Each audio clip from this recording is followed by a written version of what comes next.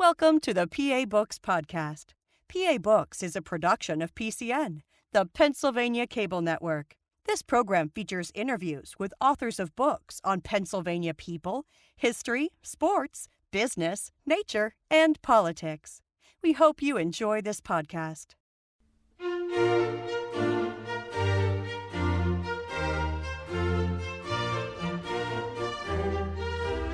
This week on PA Books, Timothy Kneeland, author of Playing Politics with Natural Disaster. Timothy Kneeland, author of Playing Politics with Natural Disaster, Hurricane Agnes, the 1972 election, and the origins of FEMA. First of all, a little background for people who might be a little rusty on it. Hurricane Agnes, where was it? How big was it? Hurricane Agnes struck the United States in June of 1972, and then it came up the eastern seaboard, causing all sorts of destruction from Florida all the way up to New York and Pennsylvania before finally drifting out to sea. It was killed 122 people, caused billions of dollars in damage, displaced tens of thousands of people who were homeless the entire summer of 1972 and beyond, some of them.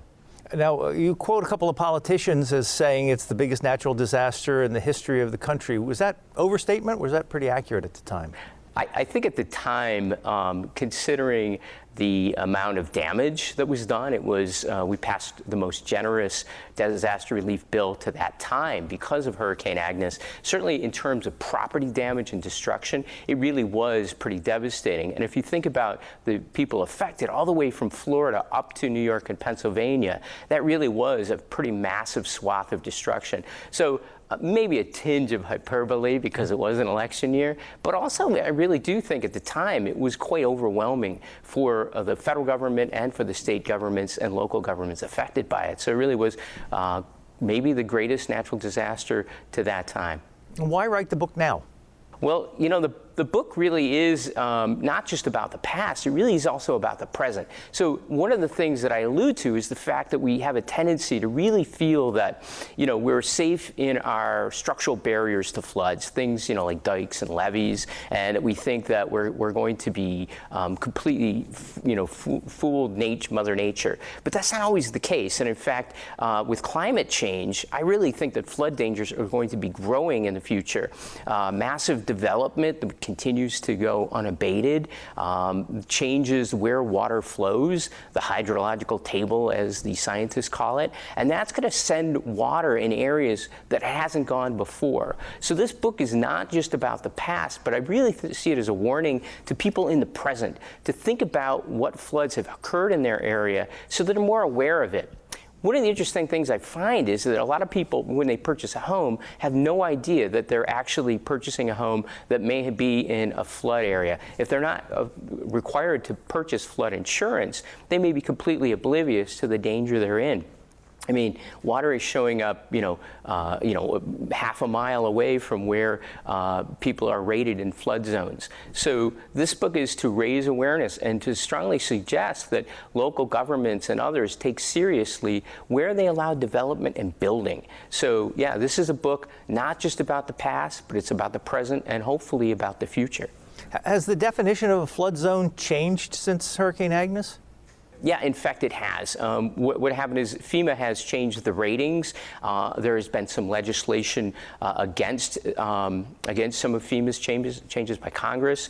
And so a floodplain generally remains where traditional floods have occurred or have occurred in the last 100 years. But certainly, there's been a pushback from environmentalists who'd like to see more areas rated. And in fact, a recent study came out by a private agency, a third-party group, that suggests that the flood danger for Americans is actually much higher than what your flood maps would reveal. And so they're suggesting that over the next several years, that larger populations, will be endangered by flooding. So, yeah, no, I really think that when we think about floods, we think about, it just occurs near a river, or, there's been flash floods in this area before. But what we're looking at, again, is not just what has happened, but the potential for what will happen in the future due to developmental structures, the built environment, as we call it, that changes where water flows and creates hazards that didn't exist before. Now, going back to 1972 along the Susquehanna, where you concentrate in your book, what kind of flood control systems did they have in place at the time? Okay, and I'm going to get a little historical here, so bear with me. Really, what happened was the federal government was not involved in much flood control outside of the Mississippi River until after the Great Floods of 1927. And then there were some devastating floods along the Susquehanna River in the 1930s, particularly 1936. Although there were also some floods in the 1940s. This is going to lead to the first Federal Flood Control Act that's going to allow the federal government to come in and build flood structures like dikes, dams, and levees. And these will be built by the Army Corps of Engineers, but supposedly the local or state governments are supposed to maintain them once they're built. So there were flood control mechanisms in the areas that flooded, dikes, levees, a few dams here and there. But what made it even more dangerous was that because these were built, people began to lower their guard, so to speak, and they began to really feel that, we're going to be safe. Technology will save us from from natural environment, and that we're going to be completely safe. Meanwhile, there's a guy named Gilbert White who in the 1940s is writing about the dangers of just unfettered development. And he thinks the wisest course is not to build dikes and levees, which are ultimately going to fail. Nature will overwhelm them at some point. But in fact, you have what he calls human adjustment to flooding. And so he wants people to think about moving off of the floodplain or raising your structures up or doing things that will at least mitigate what might happen. So yes, people in 1972 had been fairly dry since the 1940s, and I think that sense of security is really what led in part to tragedy. And you see that in the book when I talk about how many of the local government officials were like, nah, our dikes and levees are going to hold. It's going to be fine. We don't need to evacuate. We can take our time. Or worst case scenario, as in Wilkes-Barre, where Frank Townend ordered the local people to assist in sandbagging. We'll just raise the levees up a few feet, and that will protect us from the ultimate, the flood. And again, so it was in some ways our structural barriers that protected us, but then also made us much more vulnerable when Hurricane Agnes struck. Has the thinking changed at all in the almost 50 years since Hurricane Agnes about the dikes are there so we're safe, or we shouldn't build at all in the floodplain? Has the thinking changed at all in that? You know, up until Tropical Storm Lee, right, till up to about 2011, really the thinking hadn't changed. In fact, most of your local governments were still clamoring for higher levees, or stronger dikes, higher levees, longer infrastructure to protect against flooding. That really changed in 2011 and after, when we began to see floods occurring in areas that were not protected by the dikes and the levees, as the water was being controlled through these structures and then channeled into areas that had not flooded before. At that point in time, the overwhelming evidence that we were not going to protect people in the long haul by simply building larger barriers to floods really struck home. And there's a program through FEMA that will remove structures from the floodplain. FEMA will sponsor 75% of the cost of property that's removed, but then local and state governments have to chip in the other 25%. And they can do that through their own tax policy, or they can use private funds, philanthropic funds, if they can locate them. And we've seen more of that, particularly in Pennsylvania, less so in New York, but definitely in Pennsylvania, people have taken that more seriously. We're starting to see more structures being removed from along the floodplain, because what's happened since then is repetitive flooding.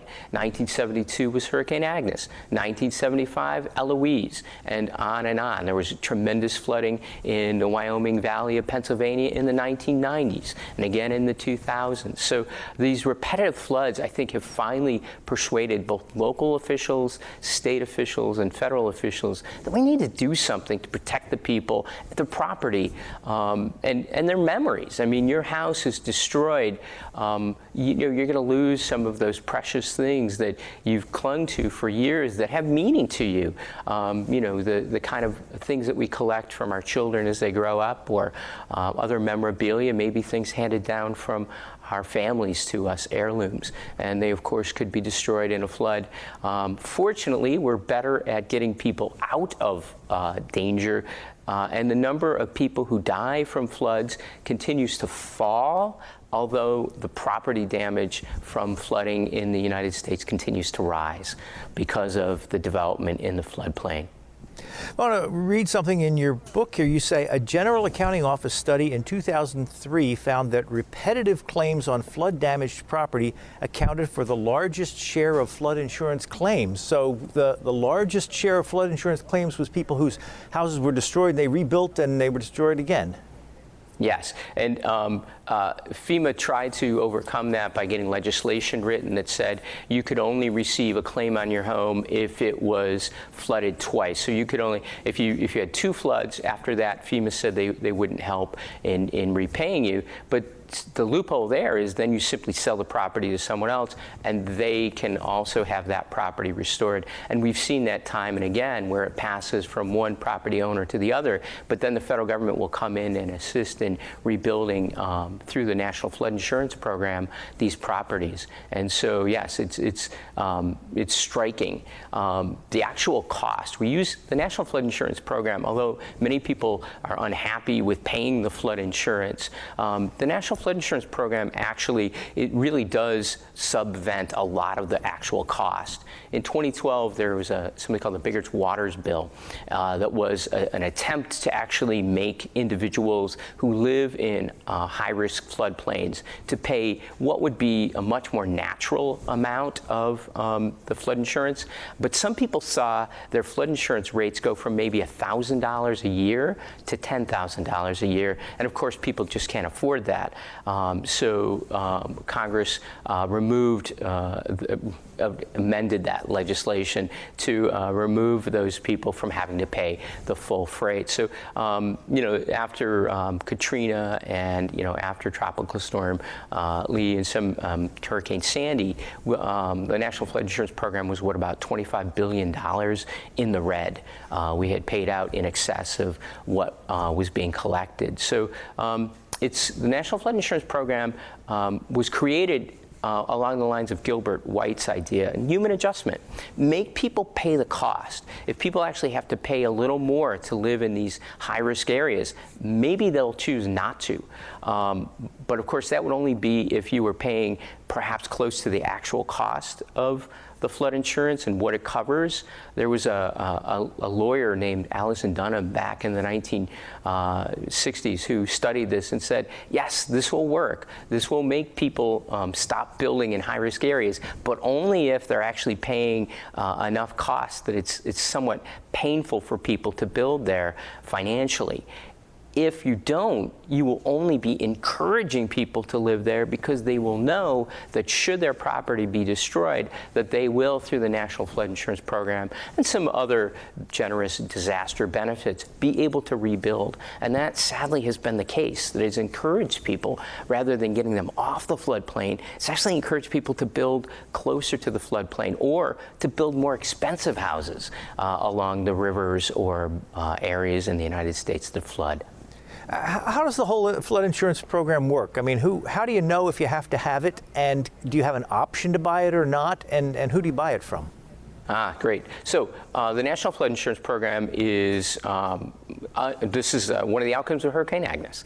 And so Richard Nixon was obsessed with getting the federal government more out of this natural disaster cycle of increasing the benefits to individuals of disaster and increasing the federal presence in disaster relief. So he wanted to put more emphasis on mitigation and prevention of disaster. So one of the things he did is he built into new legislation, Water Control Act in 1973, was this idea that if you get a federally backed mortgage, you are going to be required to get flood insurance if you're in a designated government mapped flood zone. And so you'll know, because if you're in a flood zone already, you will have to, in order to get that federally backed mortgage, which is what most people do, you'll have to buy flood insurance. And then that would become through private agencies that would sell that through the National Flood Insurance Program. So does it work? I mean, looking at it since 1972, is it working? Well, that's a great question. Does it work? It doesn't work because Congress is very reluctant to make people actually pay what would be the cost of living in a flood zone. As I said, they tried briefly after 2012 with the Biggers-Waters bill, and there was a howl of protest. And it's not just the people who get upset. The real estate brokers who wouldn't be able to sell property that had that kind of high flood insurance, certainly the construction industry that is involved in building homes in flood zones was also an interest group. Certainly banks that might be involved in lending money would be concerned about what this might do to the real estate market that sell mortgages. And then, of course, there's also the media. And, God bless the media, but they also tend to, show images that are very emotive and maybe less rational. And so if you see somebody who is, seem to be victimized by the federal government, look, this poor person was only paying a few $100s a year for flood insurance, and now it's going to go up very high, and they certainly can't afford it, and it's unfair, and, it's going to drive these people off of their property. That really does get the public incensed. I think we could all put ourselves in a position where, the things that we hold dear, our homes, our possessions, might somehow be, taken away by the government through some government policy. And I think that evocative sense helped get Congress to back off, and has really been one of the key reasons why Congress has been very reluctant to enforce this. They really do, they have to please their constituents, and because flooding is the most expansive, if you will, disaster that we have. It's the most widespread. It's the most common disaster. It's very hard to find, a state that doesn't have a flood risk, and certainly then representatiures want to protect their constituents, and so they're very reluctant to do more than make, shall we say, minor adjustments to the flood insurance program, because as it stands, it's kind of an equilibrium. It works well enough that it doesn't have to be radically changed. Certainly Congress will just come up with more money to help the flood insurance program, even though it's, in the red. Those are the kind of factors that play out here. And it's one of the things I bring out in the book. And again, it's a history of 1972. Certainly most of the book involves that. But again, the ideas that you're bringing up are clearly the kind of things that I was trying to strive for, that frankly came from my research. I didn't go in with these ideas. I went in with the idea that the federal government was simply, lackadaisical, and it didn't do enough for the American public. And then I started my research, and it was eye-opening to think about all the different factors that go in. And in the end, which really should be about protecting people, protecting them from harm. We say when the government actually promotes behavior that's risky, we call that a moral hazard. And certainly, I came out of this thinking, I think we probably need to do more to make people more conscious, more aware of the risk that they're taking. And then maybe local governments will take those necessary steps to start removing people from the floodplain to protect them, or at least requiring, structures to be revised so that, they might be up higher and be able to withstand should the dikes and levees fail, which, again, inevitably they will. Are you old enough to remember Hurricane Agnes? I am indeed. I was 9 years old when Hurricane Agnes struck, and there's a little bit of family lore in the book. It's buried in a footnote, but my grandmother was in Painted Post and had to be rescued by a rowboat. And apparently the story goes she was upstairs in the attic, eating Christmas crackers and drinking old wine with her handyman before they got rescued, and was said, "Nah, don't pick me up, I'm fine." So yeah, not only did it, I had a personal connection to it, and it was my great aunt was had a minor heart attack when she was up on the Corning Glass Works as well. So certainly one of the reasons this project probably came to me was in fact because I had a personal connection. And I do find that with a lot of times with historians. People are drawn to write histories that are somehow reflective of their commitments, their ideas, or their own values. And in this case, there was a sort of family story that nudged me to look into it, to think about writing this book. Now, going back to 1972 again, at what point did somebody realize that this was going to be a big deal? Well, it really wasn't until after Friday, June 23rd. It was really might even have been, probably by the end of that day, news flashes up and down the Susquehanna were reporting on this devastating flooding in Corning and Elmira and Wilkes-Barre and Harrisburg and all the towns in the northern tier of Pennsylvania on down through the Susquehanna, big and small towns. And because this flood was so destructive, I mean, what happens where the dikes failed? These cities lose everything. They lose their infrastructure. There's no longer sewage treatment plants. Their water plants are knocked out, so there's no fresh water. You're talking about people who, telephone systems. There's no cell phones in 1972, so you're relying on landlines. Well, they're all knocked out, so you can't communicate with these areas. Their bridges are destroyed, so you can't drive in and out very well. Even if you could drive in and out, the roads are going to be covered with slime and muck for a couple of days, water and slime and muck for a couple of days.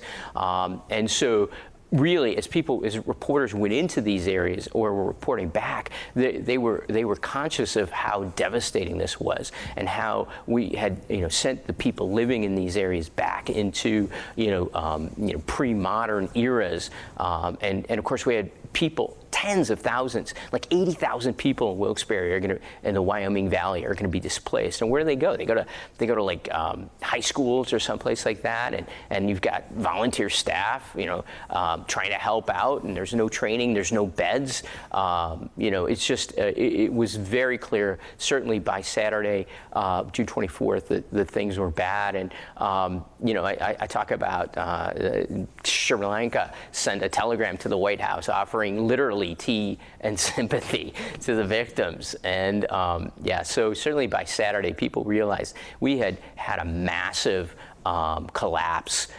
in these small cities along the Susquehanna, and there needed to be some swift action. Of course, in the federal government, swift action meant that the Agnes Disaster Relief Act doesn't get passed till like August 20th. So you're thinking June 23rd to August 20th, almost 2 months before they were able to get the disaster relief bill completed and passed. But, with all deliberate speed, I suppose, right? Your book focuses a lot on the city of Wilkes-Barre. What kind of shape was Wilkes-Barre in prior to the flood? That's a great question, because I also bring up in the book is the fact that a lot of these minor cities were facing two disasters. The first disaster was deindustrialization. Now, deindustrialization was already occurring in the early 1970s. Our economy had slowed because of different kinds of legislation and the global economy. We were redirecting some of our finances away from manufacturing into other parts of the economy, finance, service economy. We were moving out of heavy metal industries. So you saw a lot of places closing. And Wilkes-Barre had a history of kind of dealing with economic tragedy, right? The collapse of the coal mines, right? The end of coal in America. And they had tried economic development before. But, then you've got this declining economic system. Add to that now a flood that's going to actually lead some places to go into bankruptcy, like the Erie Railroad and Piper Aircraft, and some others are going to face really devastating consequences because of this. And then, of course, many of the manufacturing areas in Wilkes-Barre did not recover fully from this disaster, and some of them are going to end up relocating to other areas, and of course moving south, and then of course to the global south, where it might be cheaper to get labor. So yeah, the situation in places like these cities, I mean, many of the local leaders thought, okay, well, we're going to use whatever money we can get. And some of the money they would use came from this Disaster Relief Act, the largest in U.S. history to that time. Like $3.1 billion is going to be expended on states that had faced this disaster, but also there's going to be some money from urban development that's going to be sent into these areas. So places like Wilkes-Barre and others were thinking, we're going to use this money, we're going to redevelop, we're going to build better than ever, which is a phrase that Richard Nixon used. But frankly, I find in any disaster, people always think, oh, we're going to build it, we're going to be better than ever, we're going to come out of this, we're going to come out of this strong. And so what they did is they had hoped that this money would help stave off deindustrialization, as well as to assist in recovering from the flood. I would say that some of the money delayed the inevitable destruction of these economies. If you go to places like Northeast Pennsylvania, these places tend to have older populations, higher unemployment, and other persistent economic issues. So sometimes in the book, I'll use the phrase the twin tiers. So the southern tier of New York and the northern tier of Pennsylvania are very similar in a lot of ways, geographically, economically, and there's a lot of people who might live in Pennsylvania and would work in New York, or maybe vice versa in those days. So these are cities that were already on the cusp of some sort of slow disaster that was certainly sadly exacerbated by the Hurricane Agnes floods. Now, going back to the days of the flood, as the waters were rising, at what point did officials think we have to evacuate? And did they do it at the right time? Did they wait too long? And who calls the shots? Yeah. Okay, so here's the thing. We live in a federalist system, and there's a beauty to it, and there's something awful to it. And the awful thing is, when it comes to natural disaster policy and politics, really, it's the Constitution of the United States says health and safety belong at the local level. So presumably, the local governments are calling the shots. And in those days, we didn't have emergency management like we have today. We had civil defense. And our civil defense organizations were not well funded by the federal government. It was state and local governments that had to fund them. You might have county civil defense officers like Frank Townend in Wilkes-Barre and Luzerne County, who were really the ones calling the shots. And frankly, they were built really to withstand an invasion or a nuclear attack by Russia, not to deal with natural disasters. So Townend, for example, was, to quote another author, either someone you loved or hated, and was a controversial figure, but really was the one that decided not to evacuate, delayed evacuation, and thought that, you know what, these dice are going to hold. I just know it in my gut. And so he ordered sandbagging. And so he got people up and on Friday, and they were sandbagging, and right up until 11 o'clock a.m., they were trying to stop the flood, but the sandbags gave way, and then you had, if you see images that the people are just like running away from the river because they had waited so long, and there were a couple of tragedies because of that. I would certainly say that there were, in most cases, many of your local officials were worried about crying wolf. They were worried about calling for evacuations if there wasn't going to be a flood. They worried about, the political fallout from this. And so they resisted that. The one exception that I note in the book is this man named Joe Sartori Jr., who was the city manager of Elmira, New York, not too far away from the Pennsylvania border. And he called for evacuations before the flood struck. So there was no loss of life in Elmira. And sadly, the state of Pennsylvania, we saw 48 people die. And just across the border in Corning, New York, there were 18 people died alone because they didn't call for evacuations, and then the dikes broke. And people were caught off guard, and it was particularly up in New York State. It was early in the morning. It was between like 4 and 6 a.m. when the dikes were just gushing water out. So people were still asleep. They had to be woken up, and they were very discombobulated. And so really, it was local officials calling the shots. We're more fortunate now because we do have an emergency management system that's much better. The National Weather Service is much better about giving warnings than they were in those days. And back in 1972, you had to join a national warning system, the NAWA system, and you had to pay a subscription fee. So a lot of local governments didn't. They relied on their local television and radio stations to purchase the service and then give them warnings. I will say the National Weather Service did issue many warnings and bulletins, and I know from interviewing people in Harrisburg at the hydrology center there, they actually called Frank Townend and pleaded with him to evacuate around 10 a.m. There was a guy named Odie White who made the call personally to try to reach out and get the local officials to take seriously how dangerous this flood could be. And but there was a resistance to that, and that resistance, I think, led to tragedy. Well, when the decision is finally made, okay, evacuate, what happens then? I mean, how does the word go out, and can you describe the scene? Yeah, oh yeah, yeah. No, it's like, you know, really complete chaos, frankly. You've got, I mean, there was a delay in getting the National Guard units like down to Wilkes-Barre because there was, the unions were up in arms over non-union labor going on at the King of Prussia Mall, which was being built up in Norristown. And so there was a lack of some of these National Guard units, so they didn't have them exactly in place until late on Friday. So what you do is you send out, you sound the alarms. Most of these cities had some sort of audio alarm. The sirens would go off. They went off 7 times in the Wilkes-Barre area to get people to flee from the flood.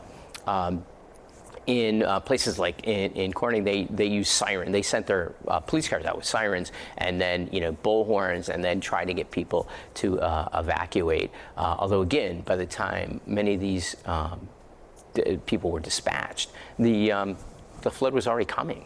And you think about this flood. I mean, yeah, water's pouring out. Water's pouring out of these dikes or levees at like 35 miles an hour. I mean, that'll knock a human being off their feet, and you can drown in just a few feet of water. I mean, we saw tragedies where just a few feet, but fast running water, and people were unable to sustain if they didn't know how to swim, or if they panicked. That could certainly lead to great tragedy. And again, sadly, I have stories in the book of that occurring. So yeah, it was, it depended on where you were located. It was not systematic. It was fairly chaotic. And the fortunate people were those people who took matters into their own hands before the evacuations and actually left on their own and said, you know, I don't have a good feeling about this. I'm nervous about this. I think I'm going to leave. Maybe some of the old timers who remembered the 36 and floods in the 1940s, but a lot of the newer people to the areas had no idea that these floods had really even occurred. So again, they felt quite safe and sound behind their dikes and levees. Well, you said earlier that when this kind of thing happens, there were tens of thousands of people who had to go someplace, and like school gyms or something. Well, where did they go, and who figured all that out? The civil defense did have some evacuation areas because, again, planning for a nuclear attack or, you know, some other invasion, they had some of these already in mind. There were some plans in 1971. There had been some sort of attempt to think about, well, you know, what if X, Y, and Z happens in Luzerne County. So there were designated sites to go. These were places, you might remember growing up, you see the signs for things like fallout shelters and things like that.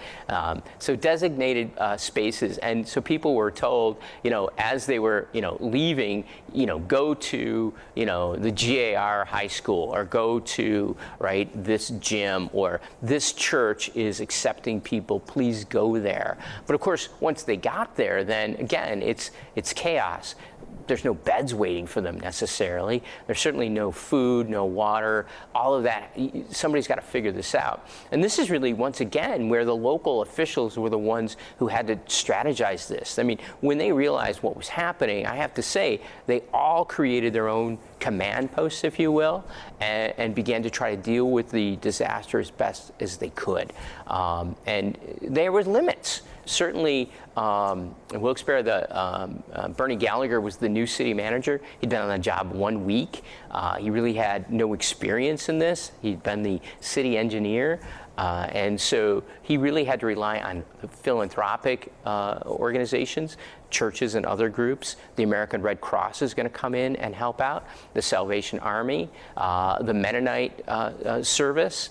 Certainly they were all there almost immediately. Once they realized something was going on, they came out to assist in bringing food, bringing blankets. Private companies sent in water and foodstuffs to assist individuals. I mean, as we're thinking about, again, the role that government plays, we can't forget that in America, we often rely on private organizations to assist us through great tragedies. And in this case, certainly they were there to help. Now, we've talked about Wilkes-Barre a bit, but other towns were affected by it. Harrisburg was flooded. You mentioned in the book Pittsburgh was flooded. It was pretty far off the line you'd expect. And then there were small towns along the way, too. And maybe Wilkes-Barre would have somebody in a city that size who's in charge of emergency things. But what happens in small towns along the way who are hit? I talk a little bit about the small towns and some of their civil defense representatives. Again, in many cases, people who did civil defense in these towns were volunteers. They didn't get paid for it. They did this as sort of a, part of their duty to the government. Sometimes it was an honorific. There was a bartender in Elmira who, it was the local watering hole for the politicians. So he was sort of the civil defense director, a guy named Arthur Sykes. And they were completely unprepared for this. And in that case, as the civil defense collapsed, and I talk about some of this, I mean, there were fights between the county sheriffs and the civil defense director. I mean, fist fights in some places. In Athens, PA, there was, the mayor was like, oh, we don't have a civil defense director. They resigned. And the mayor's like, oh, I didn't even know they were working the job. So a lot of miscommunication. In those cases, it was the mayor, the city councils and others that tried to rally together individuals, police, sheriffs, and others to try to help deal with this. And then, of course, as soon as they could get on a radio, ham set, or some other device that was not necessarily going to be knocked out because of the flood, they began calling people asking for assistance from other towns or from larger entities like counties. And so some of that would come in as well. But these people were pretty much left on their own, particularly in the small towns. In Harrisburg, of course, it was a little different. Harrisburg, the state capital, they had flooding all along the front there. You can still see the high water mark there, but that knocked out the River Forecast Center, which was located, ironically, along the river. It certainly dislocated, to a certain extent, the government. Milton Shapp was governor in 1972. The governor's mansion was flooded. He had to be evacuated by rowboat. They tried to save as much as they could of the valuable items, paintings and such from the governor's mansion. But there again, you had a better civil defense. Of course, you also had the state police authorities and others that could be called in. In most cases, though, you had people going to neighbors' houses You had people going to, okay, this person's high and dry, I'm going to take in some families overnight, and then we'll sort it out in the morning, and we'll figure out what to do. And it was pretty bad because these people were homeless, as I said, throughout most of the summer. We had 12,000 people apply for trailers in Wilkes-Barre.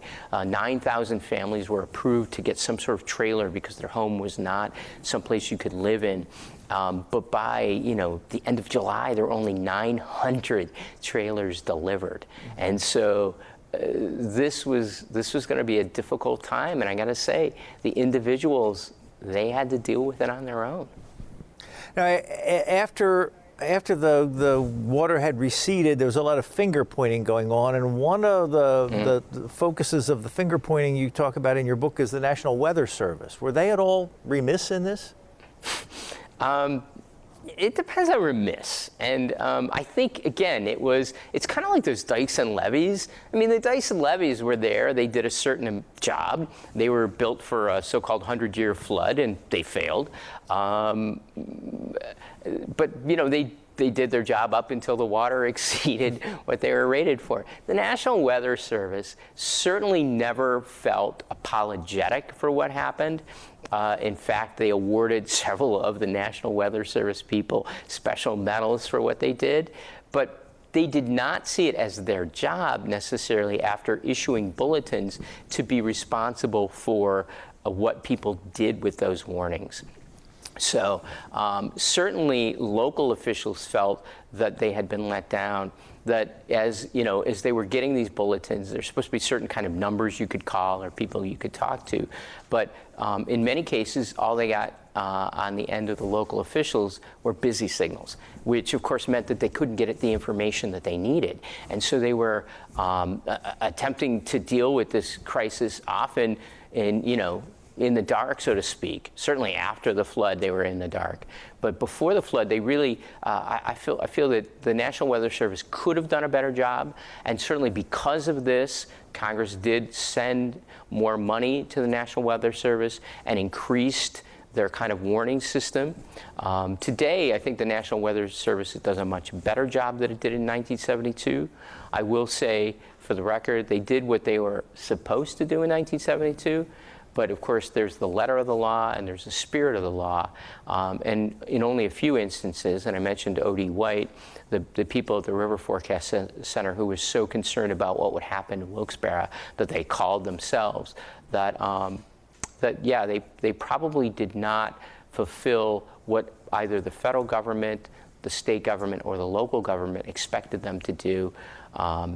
But I will tell you this too. On the other hand, when local officials did sort of get information from the National Weather Service, in 1972, they didn't bother telling anyone else. So, I have examples in the book of, I knew a flood was coming in town X.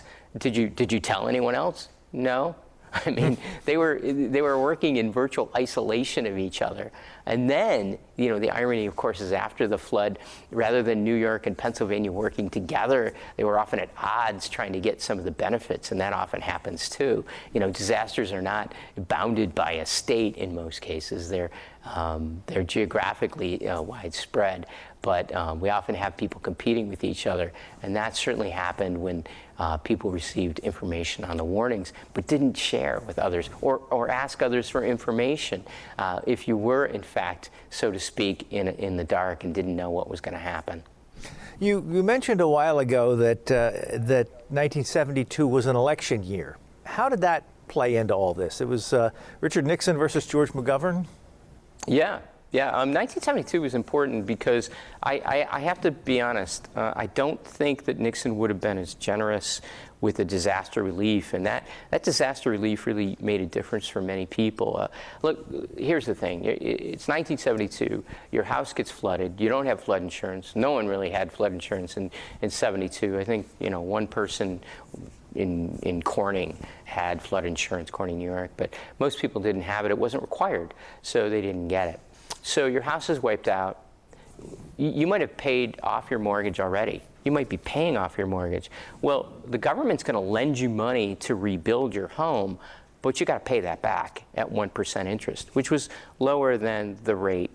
Nixon included a $5,000 forgiveness, though, for people who borrowed money. And I think that made a real difference for a lot of Americans in those days. But I doubt very much he would have been that generous had he not been looking at his reelection in 1972. Some of the viewers may know this about Richard Nixon. Of course, he barely lost the 1960 election in terms of popular vote to John F. Kennedy. When people went to bed in 1960, they didn't know who actually had won. There was about a 300,000 vote difference between the two in 60.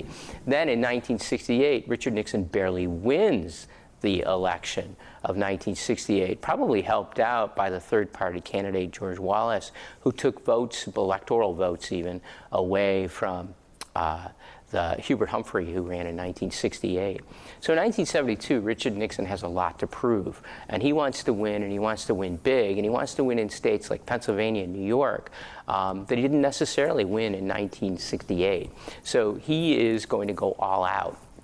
At one point, one of his aides says, yes, we're going to out McGovern in terms of being generous with this disaster relief package. And there was a memo from his campaign that said disasters can have positive political impacts if they're handled right. And I will say this, Richard Nixon thought of most disasters first in terms of politics, then in terms of persons. And so, yeah, the 72 election is a thread that runs throughout the book.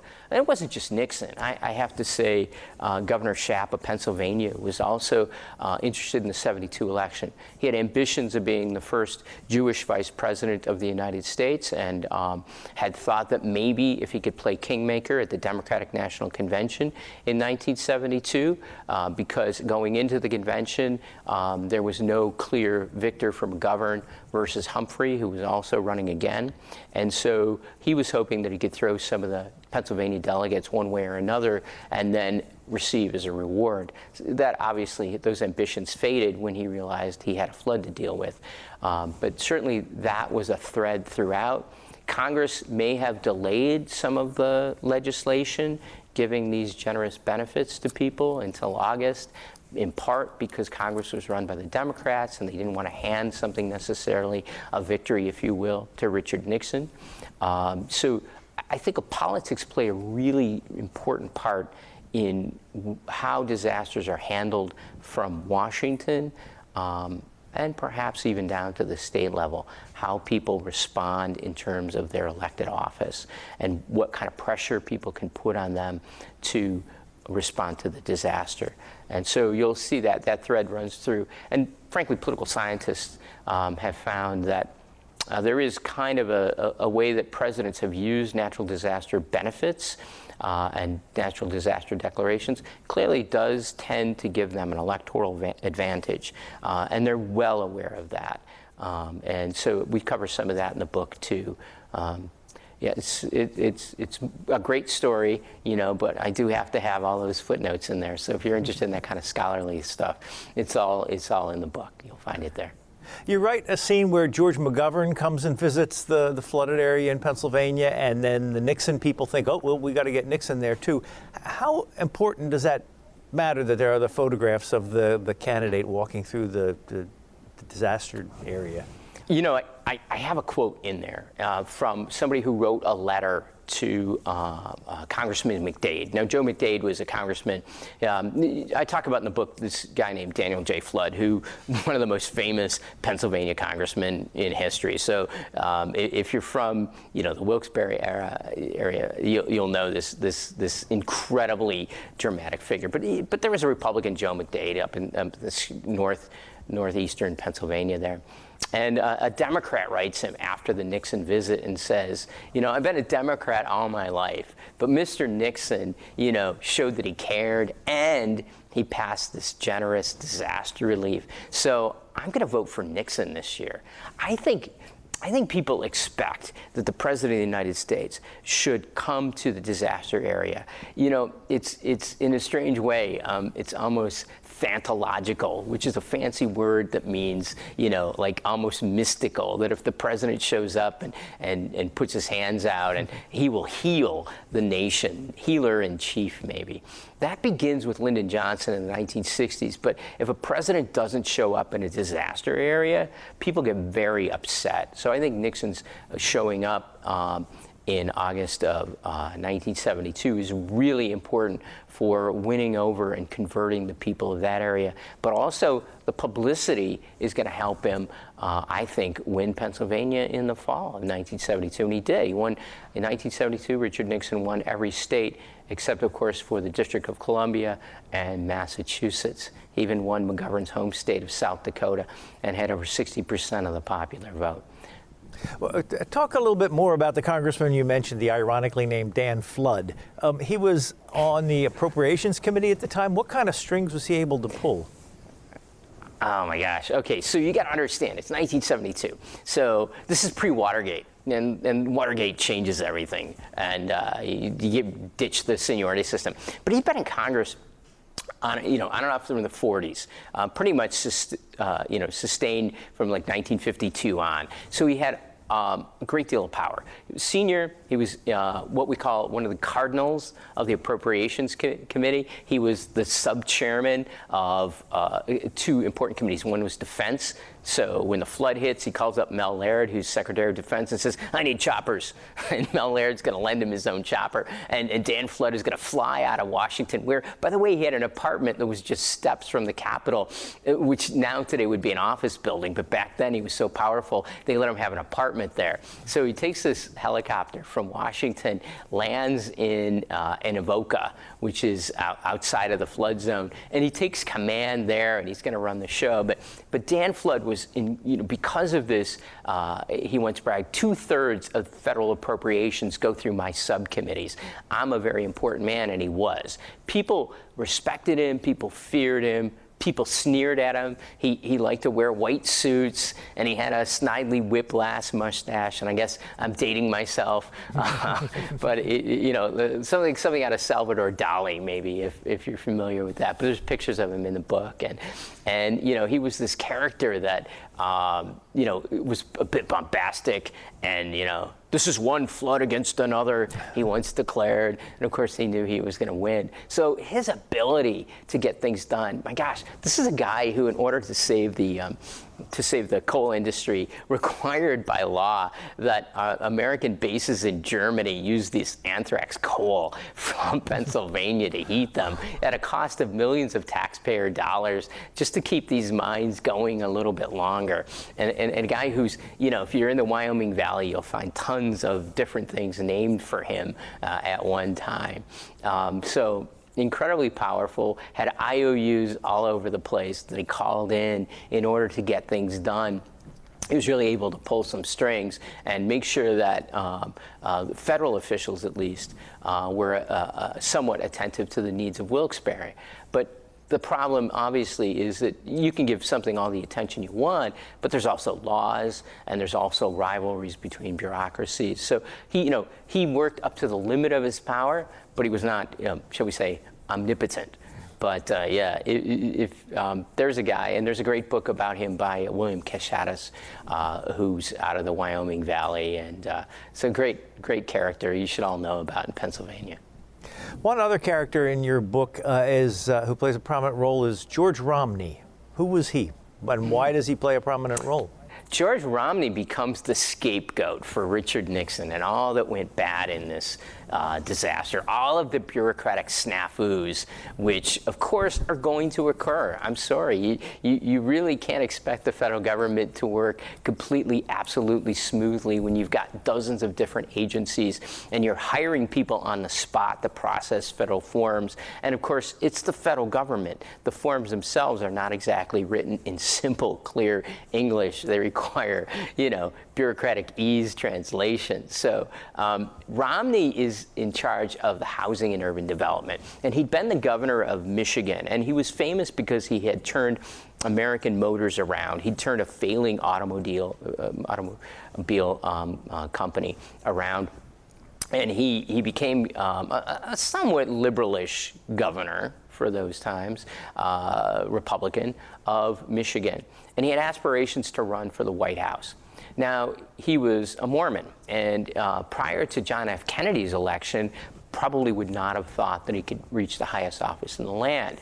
But he really, after Kennedy had bashed the, shall we say, the Catholic barrier, really it felt in the 1960s that no matter what your religious background, you no longer needed to be, a white Anglo-Saxon Protestant to run for higher office. So he's going to run in '68, and he fumbles when he's asked about a trip to Vietnam. And he makes some claim that the military tried to brainwash him to buy into the Vietnam War. That's not something that's popular to say to Republicans in particular in '68. So he doesn't get far in the primaries in '68. So he ends up supporting Richard Nixon in 1968 and becomes head of housing and urban development. And housing and urban development was created under Lyndon Johnson. Nixon despises it. He doesn't want more cabinet positions, and he certainly it's considered to be one of these outer cabinet positions. It's like Department of Transportation, Department of Education. These tend to be agencies that are created for certain clientele. And Department of Agriculture and farmers, and Department of Education, teachers and schools, as opposed to what they call the inner cabinet, which is defense, right, national security issues, treasury. So Nixon did not want much to do with his cabinet. Certainly didn't want anything to do with George Romney. He kept him on, got votes, by having him on, brought in some more moderate Republican voters. And so Romney is now going to be tasked with housing. As I said, there were 80,000 people displaced in Wilkes-Barre alone, but up and down the eastern seaboard, lots of people had been flooded out. So his response was, of course, he was in charge of dealing with this. But I mentioned earlier in the program that they had promised 9,000 trailers to people in the Wyoming Valley and had delivered only 900 by the end of July. And so people were very upset. They were very angry at what the federal government was doing. They were angry at Nixon. So Nixon decides to send Romney in to Wilkes-Barre to get a fact-finding mission. So he sends him in. And people are not happy to see him. He comes in his full suit and his shiny shoes, and he's all, neat and clean. These are people who are eating cold sandwiches every day because they have no electricity or gas in their broken down homes. These are people who, right, are trying to, put some sort of water together so they can, shower every now and then. These are people who are living a pretty miserable existence. And this guy comes in, and what people really wanted the federal government to do in 1972 was to pay the entire cost of rebuilding their homes and businesses. They wanted to be, indemnified against this disaster. And there were people like Milton Schaap who strongly supported this. There were, people, I have to say, there were some people even in the Nixon administration who toyed with the idea. It just wasn't popular enough. It probably wouldn't have gotten through Congress, even though Congress was run by the Democrats, because it would have set a precedent then for future disasters. But what they really wanted, and Romney wanted to hear nothing of that. He said, you know what, the government's doing more. We've done more here than any other disaster in the past. We've been faster than any other time in American history, and so we really are here to help you. And don't talk about this question of being, free pass. We're doing everything we can. We're going to give you loans, grants, whatever. And that's not what the people wanted to hear. There's a group of... I hate to do this. I'd love to keep talking, but unfortunately we are out of time. We have been speaking with Timothy Kneeland. He is the author of this book, Playing Politics with Natural Disaster, Hurricane Agnes, the 1972 Election, and the Origins of FEMA. Thank you very much. Thank you very much for having me. You've been listening to a podcast of PA Books, a production of PCN, the Pennsylvania Cable Network. Full episodes of PA Books, as well as other PCN programs, are available to stream with the PCN app. Visit PCNTV.com or the App Store for details.